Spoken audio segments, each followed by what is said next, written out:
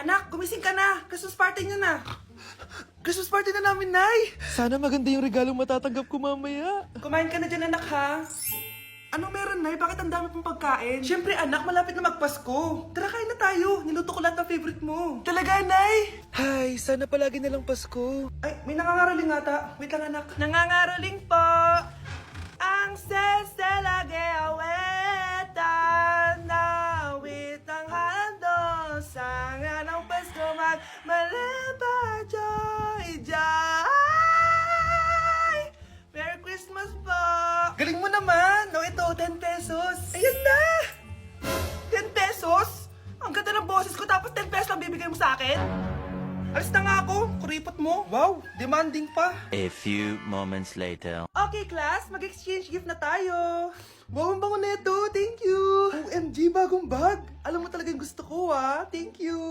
Nasaan yung exchange gift ko? Wala yung ka-exchange gift mo, be. Absent siya. Bawi ka na lang next year. Minsan na nga lang mag-Christmas. Absent pa siya. Okay lang yan, be. Huwag ka na umiyak. Paano na yung gift ko? Oo, anak. Ba't malungkot ka? Wala ako natanggap na regalo, Nay. Absent yung ka-exchange gift ko. O, eto. Para sa'yo, anak. Merry Christmas. Para sa akin to, Nay. Thank you. Kala ko wala na ako regalo ngayong Pasko. Siyempre naman, anak. Makakalimutan ba kita? Wow, ang sweet niyo naman, Mare. May fruit salad ba kayo? Pingi ko. Nay! Mag-face-to-face class na daw kami bukas! Ay! Buti naman! Nabawasan yung mga tabad dito sa bahay! Kaso, Nay, buntis ako. Malapit na akong mga anak! Ha? Alam ba namin yan, anak? Buntis ka pala, di ko alam! Anong gagawin ko, Nay? Kaka-cellphone mo yan eh! O sige, kakusapin ko teacher mo! A few moments later. Ah, pasok po kayo! Ma'am, makikiusap po sana kami. Nay! Manahimik ka dyan. Tungkol po saan?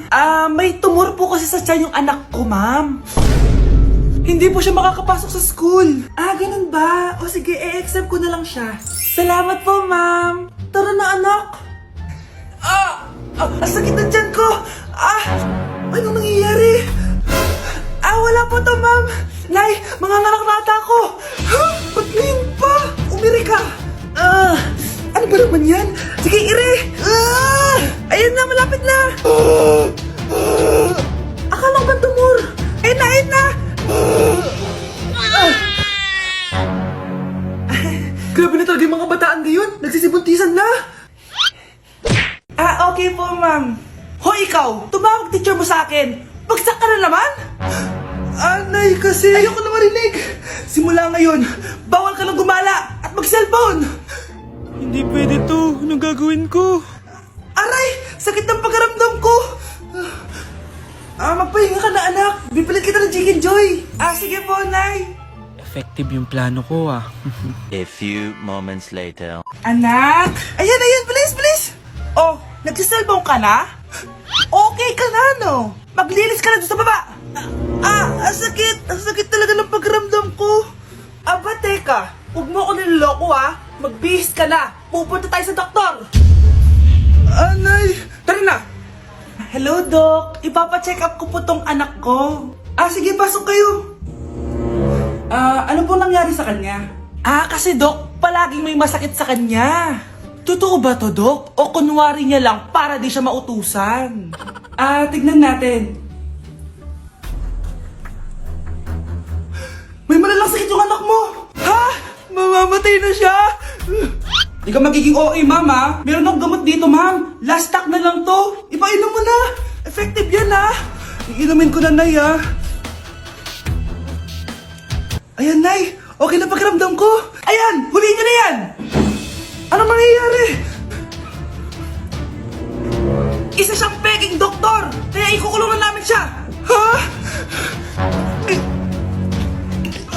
Anak! Ano nangyayari sa'yo? Ay, expired na pala yung gamot. Walang iya ka. Grabe na talaga panahon ngayon. Bakit po, Nay? Tingnan mo tong nakita ko. Bata, puro cellphone, namatay. Fake news lang yan, Nay. Basta. Huwag ka man lang mag-cellphone. Akin na yan. Sige po, Nay. A few moments later. Anak, grabe talaga. Bata, patay dahil sa food poisoning. Anak, huwag ka muna kumain. Akin na yan. Sige po, Nay. Gutom na ako. Yung soft drinks na lang ako. Yung dati nating kapitbahay, anak. Namatay dahil sa soft drinks. Huwag kang iinom yan. Sige po, Nay. Magtutubig na lang ako. Anak! Anak, tignan mo to. Bata, uminom na nakakalasang tubig. Namatay. Huwag kang iinom yan. Sige po, Nay. Matutulog na lang ako. Anak.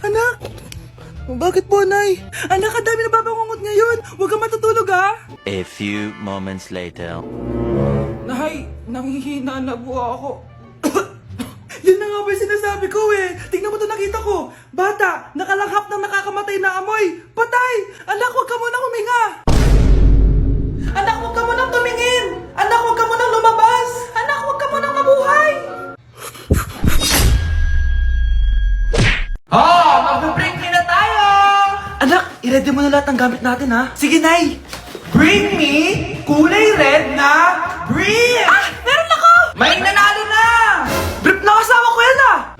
Be, di na ako, love. Okay lang yan, be. Shop ka pa, oh. Love mo ba ako?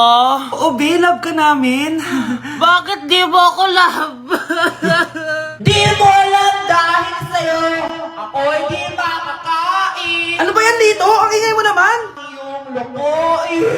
Tulad ko na may pusong bato. Rosalinda, mahal kita!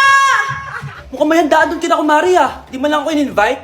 Balik ko nga yung plato niya. Sige, kain lang kayo dyan. Uy, Mars, ito nga pala yung plato mo. Babalik ko na. Aba, salamat naman at binalik mo pa yung plato ko. Lashy pa to, ah. Ngayon ko lang naalala, sorry. Mukhang masarap yan, Mars, ah. Pengin lumpia tsaka spaghetti. Baka gusto mo din ng fruit salad. Nakakaya naman sa'yo, no?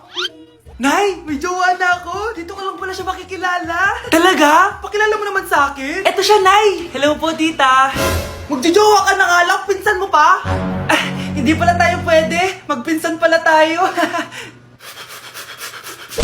Ang bago nating top 1 ay si Samantha. Ang galing mo, Samantha. Naku, basic lang yan. Paano nangyari yun? Pasado kayong lahat, pero may isang bagsak. Si Scarlett, halatang favorite mo si Samantha. Pares lang kami ng average. Paano ako bumagsak? Di ba sinasagot mo ako? Eh, di bagsak ka ngayon? Umanda ka sa akin. A few moments later. Class, mag-behave kayo. Nandito yung principal natin. Magandang umaga, class. Kamusta yung bago nating teacher? Gusto ko pong i-report yung teacher na yan dahil may favoritism po yan. Favoritism? Sinungaling ka, Scarlett! Mabait sa amin si ma'am. Opo, ma'am. Mabait po ako sa kanila. Pantay-pantay lang po yung tingin ko sa kanila. Huwag mo na pagtakpan nanay mo, Samantha. Hala, OMG, magnanay sila. Ma'am principal, pagpasensyahan niyo na siya. Baka di niya alam yung sinasabi niya. Meron ako ebidensya dito na nagpapatunay na binigyan ng sagot ni ma'am si Samantha. At tinawag ng nanay si ma'am. Bawal to sa school natin, ah. Kayong dalawa, mag-usap tayo sa principal's office. Ma'am, magpapaliwanag po ako. Ang bago nating top 1 ay si Scarlett. Yes, Scarlett, deserve mo yan. Marami pong salamat, ma'am principal. Alam mo, buti na lang hindi mo na teacher yung nanay mo. Anong sabi mo? Hindi mo ba alam na magkapatid kayo ni Samantha? Iisa lang kayo ng nanay. Ang makakasagot na to may plus point sa akin. What is 2 times 2? Ma'am ako, ma'am. Wala bang gustong sumagot? Ma'am, alam ko po yung sagot. 2 times 2. Ma'am. Okay, Samantha. 2 times 2 is 4. Very good. May plus 5 ka sa akin. Ang daya naman, kanina pa ako nagtataas ng kamay. Ma'am, pwede pa po ba ako mag-take ng quiz? Absent kasi ako kahapon eh. Ay, hindi na! Absent pa more! Tatamad-tamad ka kasi mag-aral. Nagkasakit po kasi ako, ma'am. Oh, anong gagawin ko? Ma'am, pwede ba ako mag-quiz kahit absent din ako kahapon? Oo naman. Ito, magsimula ka na. Thank you po, ma'am. Bakit siya pwede mag-quiz, ma'am? Bakit? May problema ka ba? Oo, may problema ako. Favoritism ka. Palagi na lang sa Samantha yung binibigyan mo ng chance. May galit ka ba sa akin, ma'am? Sabihin mo. Hindi ako galit sa'yo. Pero sa nanay mo, oo. Wag na wag mong dadama yung anak ko sa problema mo sa akin. Nay, anong meron? Yang nanay mo, pabida. Dapat ako yung top 1 ng high school kami. Alam naman natin dalawa na deserve ko talaga maging top 1. Hindi kagaya mo, binabayaran yung school para tumaas ang grades. Totoo ba yun, Nay? Sinungaling ka! Mana ka naman para sa nanay mo, Samantha. Nga pala, alam na ng principal yung pagiging favoritism mo. Good luck na lang sa'yo, ah. Ma'am, parang wala po ata sa lesson natin yung number 5. Ay, wala ba? O sige, bonus na lang yan. Thank you, ma'am. Ma'am, wala po ata sa lesson natin yung number 5. Oh, anong gagawin ko? Puro ka kasi daldalan, kaya di mo alam. Ano? Favoritism si ma'am. May sinasabi ka? Ay, wala po. A few moments later. So, ganun lang siya kadali. Ma'am, pwede po pa-excuse? Sumasakit po yung puson ko eh. Sige, punta na lang sa clinic. May gamot doon. Sige po, ma'am. Nagets niyo ba, class?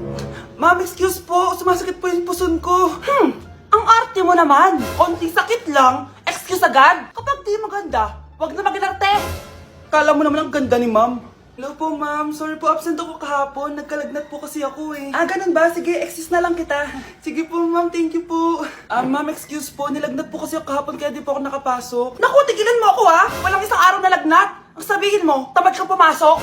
Ikaw nga, palagi ka nga di pumapasok eh. Anong sabi mo? Totoo naman, ma'am. May favoritism ka. Susumbong kita sa principal. Maniniwala ba ang principal sa'yo? Wala ka namang ebidensya. Anak, mag-exam tayo mamaya ha. Dapat mas mataas grades mo kay Scarlett. Oo naman, Nay. Mas magaling naman ako sa kanya. Anak ni ma'am si Samantha. Eto yung mga sagot mamaya sa exam. I-perfect mo yan. Sige na, Nay. Baka may makakita pa sa atin. Humanda kayong dalawa sa principal. Tapos na yung maliligayang araw niyo.